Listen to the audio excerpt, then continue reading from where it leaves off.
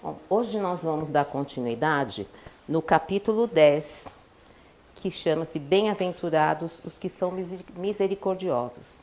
Então nós estamos dando continuidade nas bem-aventuranças. Vamos lembrar? Jesus, no monte, estava falando com os seus discípulos e assim também com todas as pessoas que se achegavam até ele, ouvindo, suas colocações, seus ensinamentos, e entre eles ele falava sobre as bem-aventuranças. São 9, vamos lembrar que nós já ouvimos algumas delas lá para trás nas preleções, são 9 bem-aventuranças. E as bem-aventuranças falam o que para a gente? Elas nos dão um caminho desse nosso crescimento espiritual e moral. Cada bem-aventurança, vamos dizer, é como se fosse um degrau para essa nossa caminhada, essa nossa elevação espiritual. Então, cada uma das bem-aventuranças toca em cada um de nós, nos nossos sentimentos, onde nós precisamos olhar para dentro de nós e trabalharmos esses sentimentos. As 3 primeiras bem-aventuranças falam do eu, nós como pessoa. As 3 sequentes falam com relação ao próximo e as 3 últimas falam da nossa relação com o alto, com a espiritualidade, com Deus. Então, nós já passamos pelas bem-aventuranças. Então, a primeira, bem-aventurados os pobres de espírito. Lembrando que nessa a gente aprende a o quê? Olhar para dentro de nós. Pobres de espírito, por quê? Porque ainda nós somos crianças espirituais, nós estamos caminhando ainda, nos conhecendo. Por isso a questão de pobres de espírito. Nós estamos nos conhecendo, olhando para dentro de nós.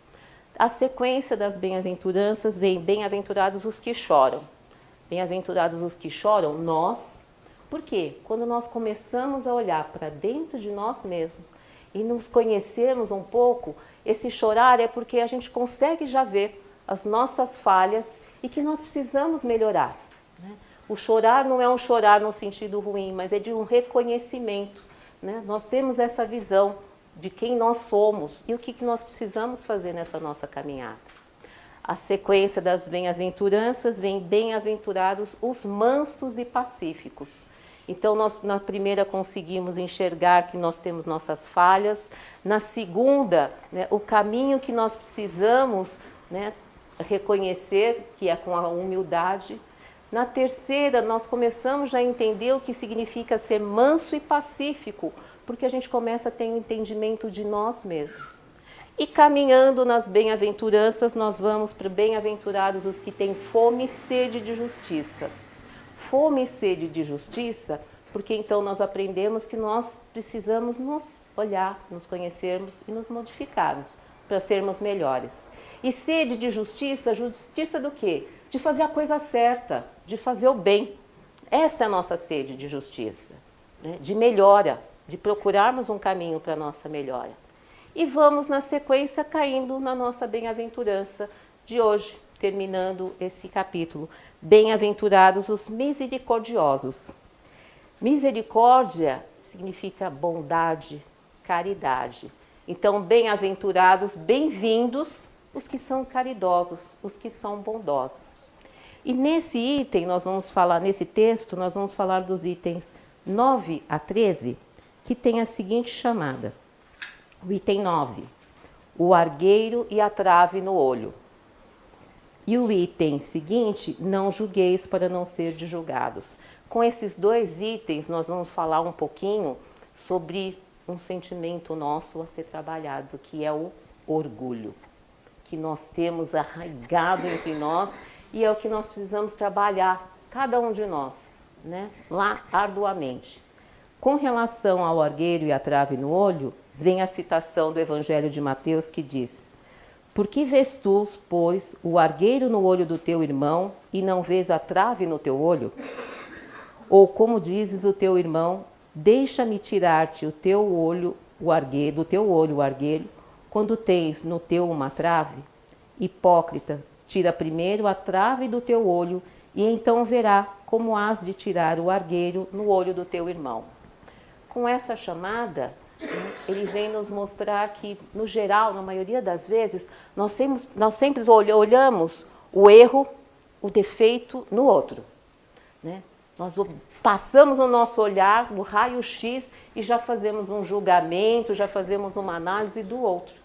Quando ele fala aqui, né, de tirar então um argueiro do olho do outro, mas nós não enxergamos a trave que tem no nosso olho, Jesus fala literalmente o seguinte, que se nós nos espelhássemos na mesma situação em que nós estamos colocando o outro, o que nós faríamos?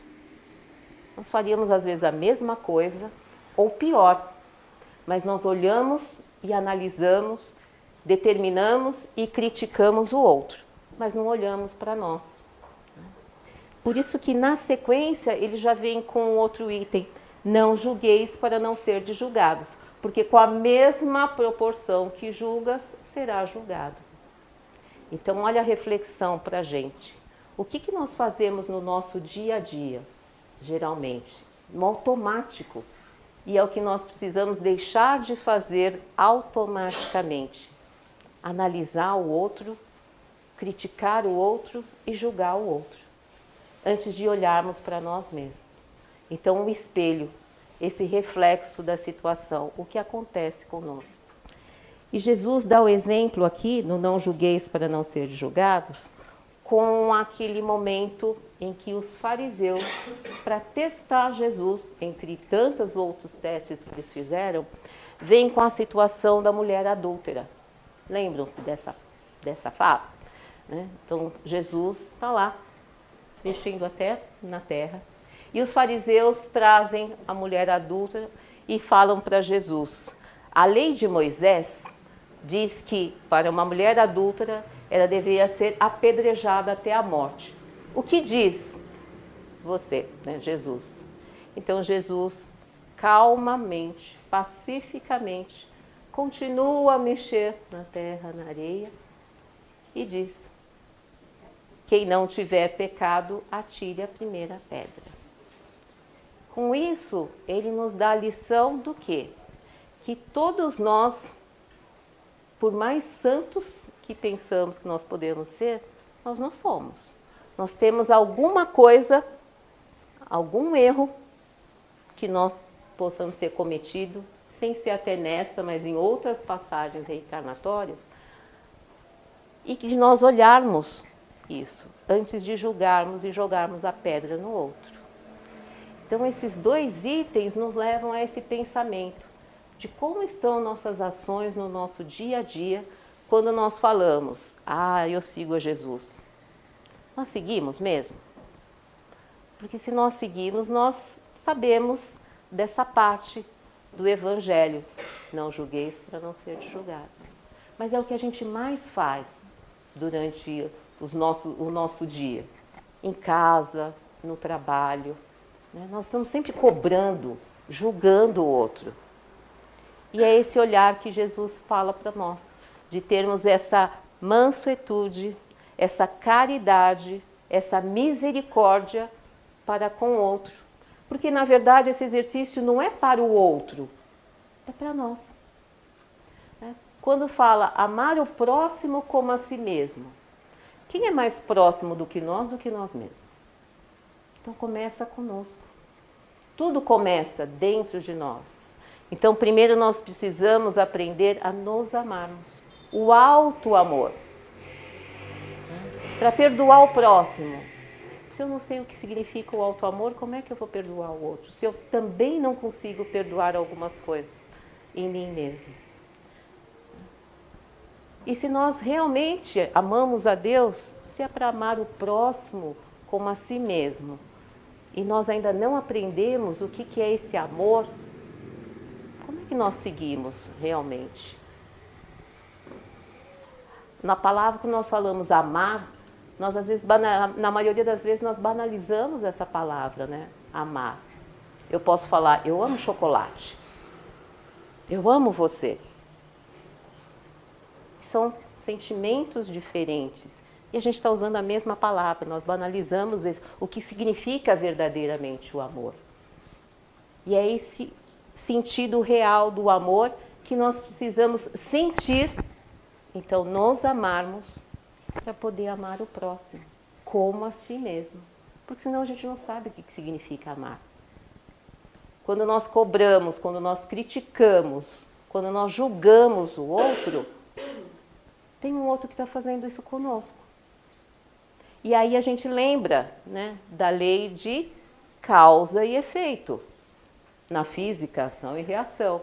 Aqui, causa e efeito. Porque o que nós fazemos e provocamos no outro, em algum momento nós vamos ter que reparar.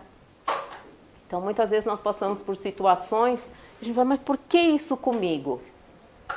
Porque nós estamos reparando alguma coisa que nós fizemos a outros, em algum momento. Então, é essa tensão que Jesus vem nos falar com relação às bem-aventuranças. Nós temos o caminho no Evangelho. As bem-aventuranças é cada degrau desse passo que a gente tem que dar para subir na nossa escada dessa evolução espiritual. E nós já lemos tantas vezes aqui o Evangelho, mas a gente não para realmente para prestar atenção no exercício que nós é que temos que fazer. Não vai ser o outro que vai fazer isso por mim. Eu tenho que fazer esse exercício do entendimento e ter a vontade e a coragem de fazer essa mudança. Porque senão nós vamos escutar, vamos ler o Evangelho e, como eu brinco em casa, vai entrar por aqui, a gente não codifica e sai por ali.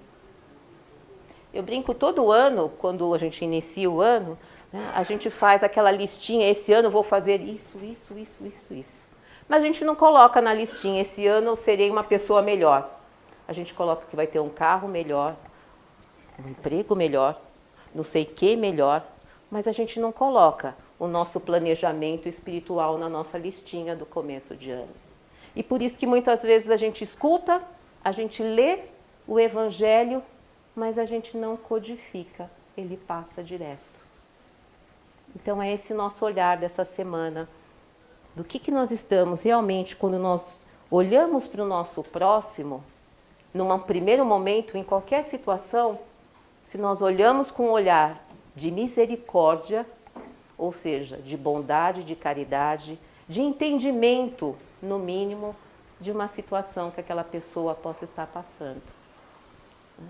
Que não tem ninguém melhor do que o outro, que não possa passar por uma situação de dificuldade. E lembrar desse espelho que Jesus nos coloca. Se fôssemos nós naquela situação, o que nós faríamos?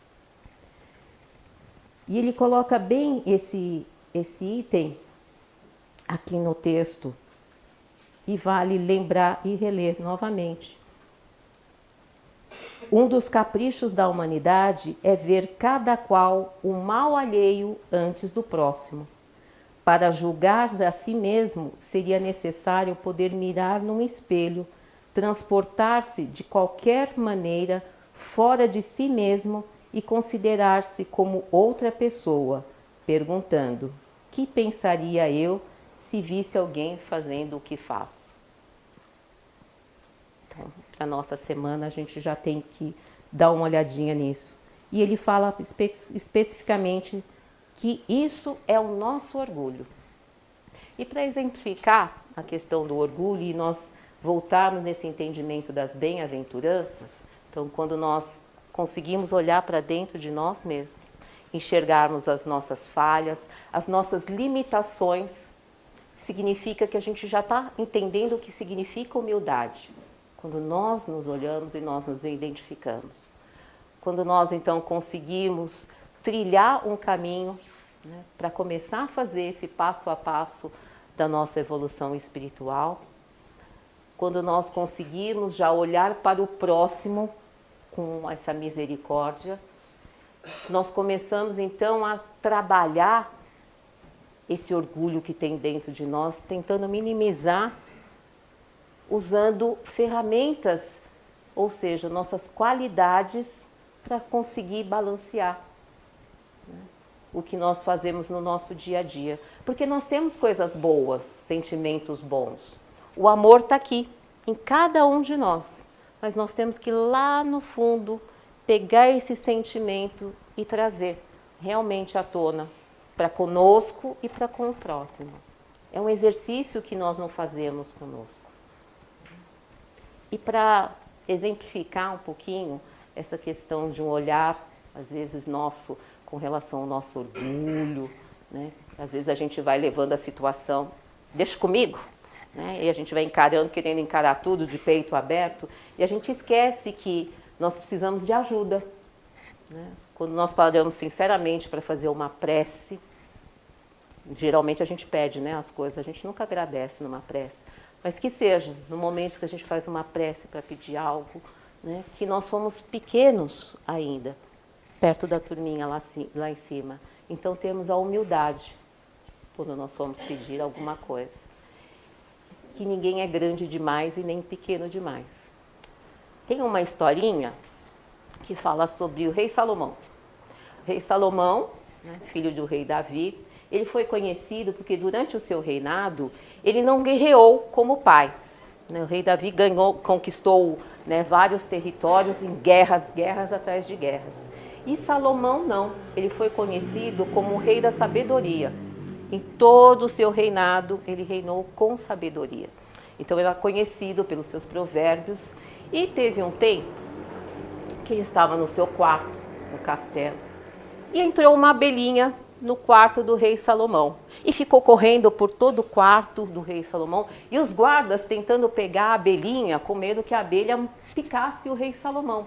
A abelha conseguiu sair, né, de todos os guardas e foi no ouvido do rei Salomão e disse: ó amado rei, poupe minha vida hoje e poderei lhe ajudar amanhã. O rei falou: uma abelha? Mas deixou a abelha viver. Passou um tempinho, o rei Salomão foi visitado pela rainha de Sabá, no seu castelo. E como ele era conhecido pela sua sabedoria, a rainha de Sabá fez um teste com o rei Salomão. Vários testes, na verdade, para testar a sua habilidade, a sua sabedoria, se era de verdade. E em todos os testes, o rei Salomão passou. Respondia com precisão a todas as questões. E a rainha de Sabá, muito esperta, foi até o jardim do castelo do rei Salomão e colheu a flor mais linda que tinha no jardim. E foi para um artesão seu e pediu para o artesão que confeccionasse mais 99 flores iguais àquela, porque ela tinha um artesão que era o perfeito. Então mandou confeccionar mais 99 flores. E aí a rainha de Sabá falou para o rei Salomão: tenho mais um teste para você. Vou colocar 100 servos, 50 mulheres e 50 homens, um de cada lado, um de frente para outro, com uma flor. E você vai ter que adivinhar qual é a flor verdadeira. E o rei Salomão topou aquele teste. Então a rainha colocou os seus 100 servos com as flores feitas pelo artesão. E o rei Salomão, mesmo com toda a sua sabedoria, ele olhou as 100 flores e não conseguiu identificar, olhando, qual era a verdadeira. Aí eis que a abelhinha vem e pousa na mão do rei Salomão. E o rei Salomão olha a abelha e entende.